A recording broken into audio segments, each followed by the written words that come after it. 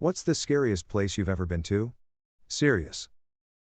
Got the wrong directions to a ex-girlfriend's family Thanksgiving dinner a few years back. The owners looked like they were about to shoot me for trespassing. When I got to the right house I explained the experience and her dad winched and said I'm surprised they didn't shoot you. Those guys are inbred hillbillies and they're always making homemade bombs and shit and causing all sorts of trouble. My mom's friend kidnapped me and threw me in his basement. I was 6, and I was stuck in a cold, dark, dusty basement for a week. The door was locked, but I wasn't tied down or anything so I could get up and move around. I remember walking home from school and being thrown in a van. They must have put something over my eyes because I couldn't see. But when I could I was alone in someone's basement. Every day he would slide a piece of bread under the door. I had plenty of food in my school backpack, because that's where I kept my stash. So I didn't eat the bread and ate my food and drank my water instead. My mother was very neglectful of me, and abusive later on in my life, and I didn't eat a lot to begin with. So I could manage with little to no food. After a few days, my mother came and got me from the person's house. When I asked her why I was there, she would always answer with,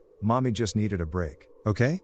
The most scary thing about this is I didn't even feel afraid until I got out of that place. When I was there, I felt fine, I almost felt safe. But when I got out, I wasn't able to sleep out of fear that the man would come back and get me when I slept. I started going to my friend's house after school, and his dad would let me stay the night almost every night. So that was a good way to cope with the situation. I eventually forgot about it when I had more intense things to deal with, but it still crosses my mind every so often. Edit, for those of you that are asking, I did post something else like this on a different thread. The link is right here and you are interested, https://www.reddit.com/r/ask reddit/comment/cos6lury/comment/hkbxtb3/?context=3. So this is a silly one. But the inside of an illusion box. My husband and I were stage magicians about 10 years ago. I was learning a new illusion, and it required getting into a very small, complete solid darkness box. This box was about the size of 2 milk crates put together, and I was not warned ahead of time that the box was going to be closed and sat on for an extended period of time while the illusion was choreographed. Legit screaming, complete and utter panic. Felt like I was going to die. I practically fell onto the stage in a heap as I climbed out. Everyone was like, "Not sure why you're freaking out. It's not like we couldn't immediately get you out." Okay, well I was in there screaming in terror for like a solid 30 seconds before anyone let me out. So, Gary, into buy fake IDs in the early 90s during the height of the crack days. An abandoned bank vault. 10 to 15 years ago we were boozing and hanging out when we decided to explore the out-of-business bank up the street. When we entered the vault we immediately lost cell phone service and the thought of being stuck in there with no one knowing our whereabouts was frightening. I once got stuck about 45 feet underground in an airport oil-water separator. It wasn't scary at first, but then the stuck part happened. The psych ward. I have severe emetophobia, and was there being treated for anorexia. There were a lot of bulimics there, and since bathrooms were locked, they'd just puke all over the floor. Genuinely traumatizing. The same thing happened when I was in the psych ward. Just a barforama on the floor during meals. One time I got puked on by another patient who would drink soap to make themselves puke. Then I had to wash it off with the same type of soap. I will never be able to smell that soap again without gagging. Also there were constant fights and people running around naked. Occasionally naked fights. Apparently the pediatric wards have therapy and games and stuff, but the adult wards are just sitting around with nothing to do. I was stuck there for 2 months. Didn't see the sun the whole time. And pulled all my hair out individually from boredom. Denbigh Asylum in Wales, UK. Went in with a few mates doing urban exploring. Fun but scary. My oncologist. I've been back up to a gunfight in South America, where everyone was speaking Spanish. Except I don't speak any. All I knew was I knew how to shoot and I wasn't being shot in the back of a car doing nothing. My oncologist, where I control nothing, is 1,000x more scary. When I went with speleologists and I had to go through crawlways, those are the reason I am not a speleologist. Apart from that, an abandoned mine. Giant sloped chambers with pillars. But it was scary because my friend forgot the rope in his car and said the 80 meters of 70-degree slope is totally okay without it. Holding some rusty pipes that went through the shaft was safe enough. After I convinced him to go back to the car for the rope. It wasn't that scary though. Also there was a mine, which had insufficient levels of oxygen after, like, 3 kilometers of walk from the portal. But we had a detector and the tunnel was all covered with gypsum aggregates in the end part, so it didn't look much scary. I went to visit my grandma at a hospice. It was probably 1989 or 90. The whole place was a monument to cheap pink tile and formaldehyde. Dark and dreary, seemingly on purpose. Everyone there must have been over 95. My own granny was 97. Every single resident was listless and frail. There was no hope of anything. There was no joy. Not in the staff, the inhabitants, or the facility. It was the kind of place where morticians came on a daily basis, and no one thought anything strange about it. They wheeled my grandma out on a gurney, and she was strapped in. She was twitching heavily and speaking in tongues. The stroke had been a bad one. It was a miracle it didn't take her out completely. My mom took one look at her and took me away immediately, leaving my dad to say goodbye to her. I've been waiting for a thread like this. My best friend and I lived together for 2 years and would often go for drives at night, post-midnight, not to anywhere in particular, until we discovered what we have only ever referred to as the scary place. We kept going back out of morbid curiosity if nothing else. It's a seemingly standard business park, but there's something really off about it. It consists of chemical, AI, aerospace companies. Some of the buildings were completely unmarked and seemed totally empty but would have random lights on. We went there once, 1 a.m. maybe, and a car came out of absolutely nowhere and tailgated us until we left. Another time, we happened across a van, parked with the lights on. The driver did not take his eyes off of us until we were gone. That same night as we drove home feeling somewhat uneasy, not 5 minutes away from the scary place was a car, parked at a bus stop with 2 men in suits, who both stared us down too until we were out of sight. Once my friend was driving back home and was followed almost all the way by a security vehicle that turned out of there as she drove past. Another thing I thought odd, though maybe not related, is that it's directly next to an equally strange housing estate. The roads don't match Google Maps. We got lost trying to get out of there on multiple occasions. Still makes me uneasy to think about getting stuck on top of a sandstone rock with very smooth surfaces just before a heavy snowstorm hit. I was climbing high late in the evening. It was cloudy and cold, and my child mind didn't consider any inclement weather despite the heavy clouds obviously being overhead. I was 7 or 8. I climbed up pretty high, literally smearing the rock to get to a high point. Smearing is your foot gripping the rock solely by friction alone. No actual good places to stand. That's when it started snowing. For a moment I was looking over the town as the deep blue color of winter twilight and orange streetlight glow enhanced by the falling snow looked so pretty. I stood there and gazed at how pretty the town looked, but the snow made the rock completely slick. I tried my way down but slipped and fell to a lower ledge harder than I anticipated, instantly realizing I absolutely cannot climb down now. I tried to get to the above ledge to test the slickness of the rock once more, but I couldn't do it. Now I know I for sure cannot get down. I started panicking. I had no phone. This was 2003 to 2004. I had no way of signaling to anyone cause the area was far away from homes. I was getting cold. I started crying, thinking I'd be stuck up here and getting hit with the realization that I could actually possibly die up there, or fall to my death if I tried to climb down. I panicked and cried for a long time. It must have been a few hours and it was extremely cold. But this is when I started getting desperate. I looked down and saw a route of the rock that was probably a 70 degrees minus 75 degrees angle that if I end up falling I could slide and possibly survive. So I just committed with full desperation to live, and kept my weight angled at the less steep wall. I started my way down, but because the snow had fell so much it was actually making trustworthy footholds. The snow gripped the rock and gripped my shoe. I took extremely delicate steps to not put so much pressure on it to make my foot slide on the snow. After I got lower, I found a much nicer angle of the rock and the snow looked so soft to land in. I decided that I would slide the rest of the way down since it wasn't fall to your death height. I went for it. Landed a bit harder than anticipated but rolled with it, letting the soft blanket of snow disperse my weight easier.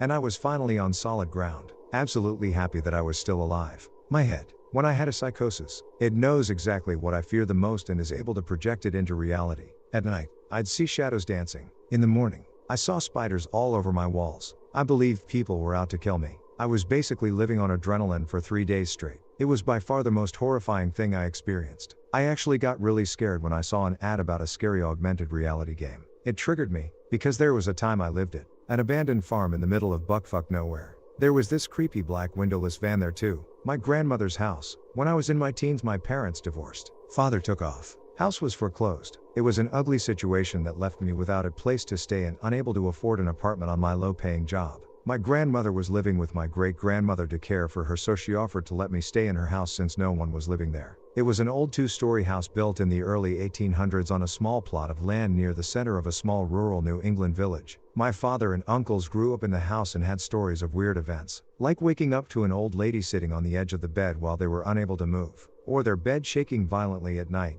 They had stories of footsteps running up the stairs, or giggling like noises coming from the attic. It always creeped me out as a child when visiting, especially since there was a tombstone buried in the woods behind her house. It just had the name Joseph on it, with no dates or other info. When I asked my grandmother about it, she would always just dismiss it as some kids probably stole it from a gravestone maker and tossed it in the backyard. It had always been there since she bought the house in the late 50s, back to me living there by myself as a teenager. I had several weird experiences in that time. There were often cold spots in the house. I'd tell myself it was a draft due to being an old house, but these cold spots would seem to move around the house, Like you'd be walking through the kitchen and suddenly feel like the temperature dropped 20 degrees in for a few feet, then right back to normal, or you'd be sitting in the living room and feel a cold wash over you, then pass, not like a breeze, just a moving pocket of cold. There would also be these weird smells, just a sudden whiff of death. If you've ever smelled the dead animal smell, you know what I mean. There was never a source, and it wouldn't linger, just a strong smell of decay, then it would be gone. And no,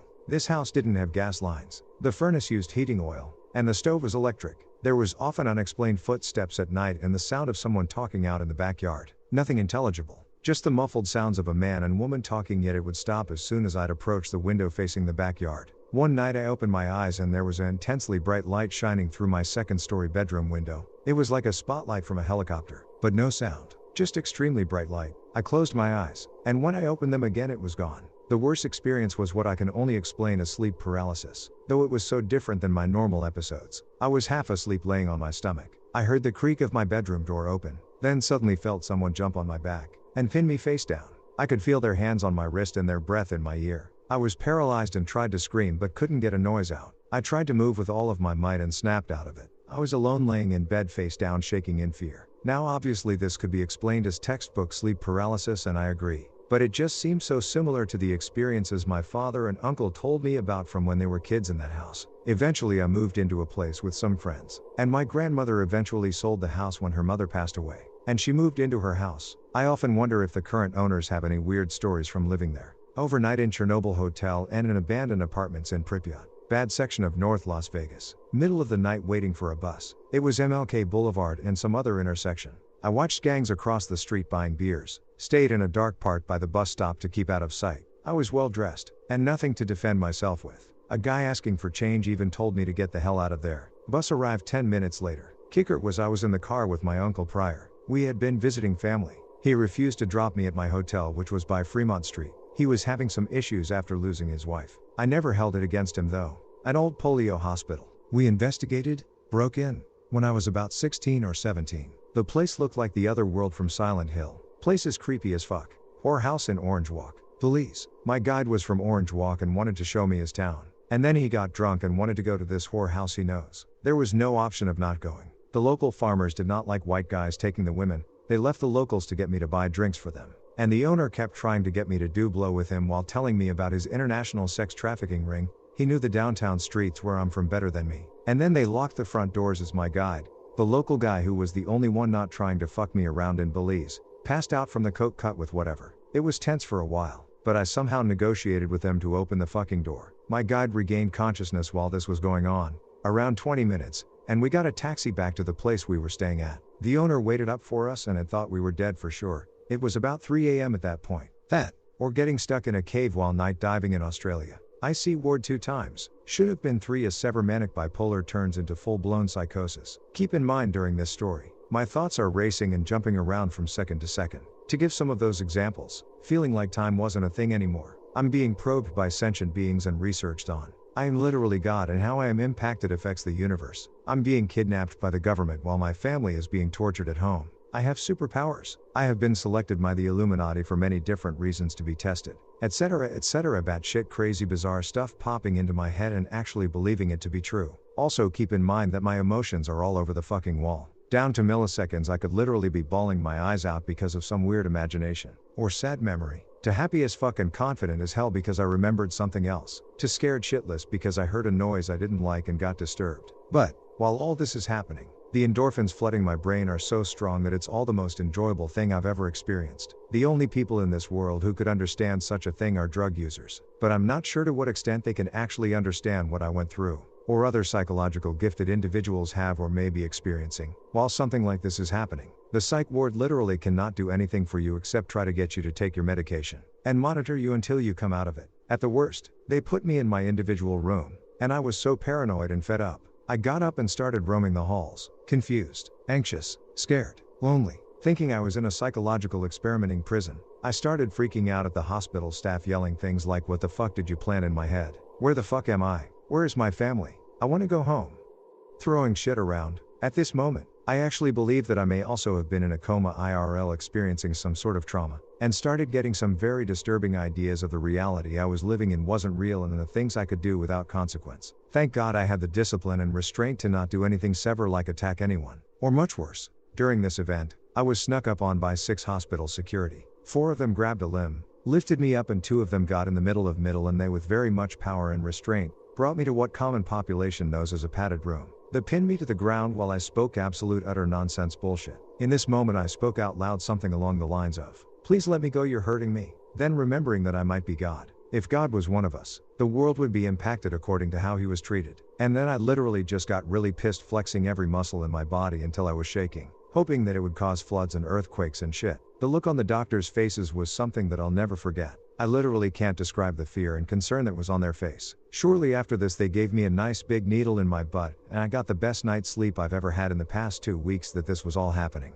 Unfortunately, it still took me another week of this stuff to even be stable enough to come home. TDLR, mental health story relating to bipolar/psychosis. Scary shit. Mental health is real. I'm doing well, and I impel anyone struggling with mental health to message me for someone to talk to about it. You're not alone. You can live a productive, healthy life. There is support for you. Please seek that support. I went cave exploring with my uncle and sister, and the flashlights all died, and we had to sit and wait for another group of people to randomly find us. It scared the shit out of me. This one isn't about me, but my dad, who is an elevator worker, was fixing an elevator during a flood. He had to go deep down to fix a lower component and found out the basement was flooded, and an old lady who had been drowned for God knows how long was faceless. My dad still had to finish the job. There's a small town in Colorado called Trinidad. Underneath Trinidad is a huge string of catacombs that used to be used to smuggle drugs. Now it's an abandoned set of tunnels. Down there, the air is stagnant. There's no sound save eerie distant noises of vagrants, vermin, and other things you can't quite put your finger on.